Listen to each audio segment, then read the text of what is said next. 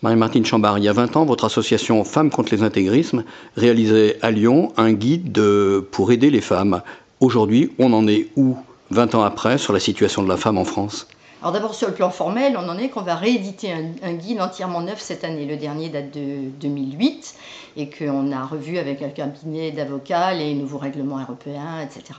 Et il va être tout beau, relooké. Il n'a pas été prêt pour le 8 mars, mais il sera prêt pour la fin du mois.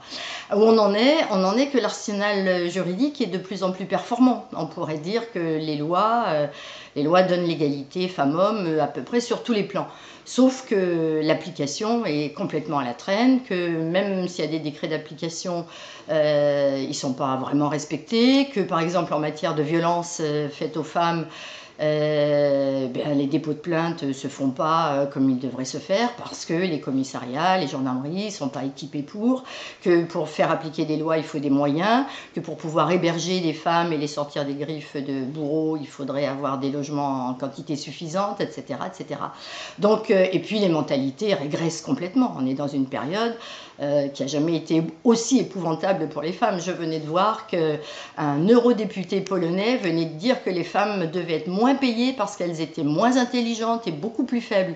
Et malheur à lui, parce que c'est le seul pays au monde qui a eu une femme double prix Nobel. Donc on entend des inepties qui sont absolument hallucinantes et on ne sait pas trop comment on va arriver à inverser la vapeur parce qu'il n'y a pas de fatalité, on continue à le penser, mais c'est triste. Alors quels sont les terrains justement où il faut continuer à agir ? Sur la visibilité des femmes, et à un moment où on les voit de plus en plus invisibles, parfois sous des voiles intégraux et où on leur donne carrément plus même l'apparence physique. Mais il faut absolument que les femmes soient dans l'égalité, dans la parité, dans l'égalité salariale, puisque vous savez que ce 8 mars est placé sous l'arrêt à 15h40 qui correspond en fait à ce que les femmes ne touchent pas le différentiel de salaire, fait que comme elles sont payées autour de 19% de moins, eh bien, elles vont arrêter leur journée beaucoup plus tôt pour être à l'égalité. Et voilà, il faut avoir des actions à la fois symboliques et à la fois réelles sur la visibilité des femmes dans la presse, la visibilité des femmes, parce qu'on croit qu'il y a énormément de femmes, mais en fait pas au poste de commande, pas au poste de cadre, que le différentiel le plafond de verre est toujours pas atteint et qu'on en est très loin. On parle même pas de l'Assemblée nationale, de la parité, et là on va avoir des législatives, on espère bien que les femmes seront en position éligible. Alors, dernière question, il ne peut pas y avoir de progression du statut de la femme dans notre société, malgré toutes les lois et tout l'arsenal que vous avez évoqué, sans la participation des hommes ? Mais absolument. Mais ils ne sont pas exclus. Je crois que c'est la grande différence avec justement la période des années 70, où les femmes avaient d'abord besoin de se parler entre elles, de s'affirmer entre elles, de se définir, parce qu'elles arrivaient de très loin dans l'inégalité. Aujourd'hui, il y a, je ne dirais pas autant d'hommes féministes que de femmes, mais effectivement, les hommes comprennent bien que les acquis démocratiques pour les femmes sont aussi des acquis démocratiques pour tout le monde.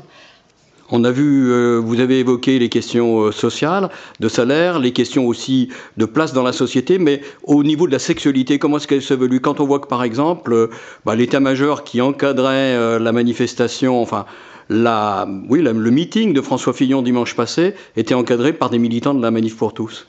Oui, mais justement, on est dans une période de régression. Il faut qu'on soit très vigilante parce qu'on a édifié des digues, mais elles restent fragiles.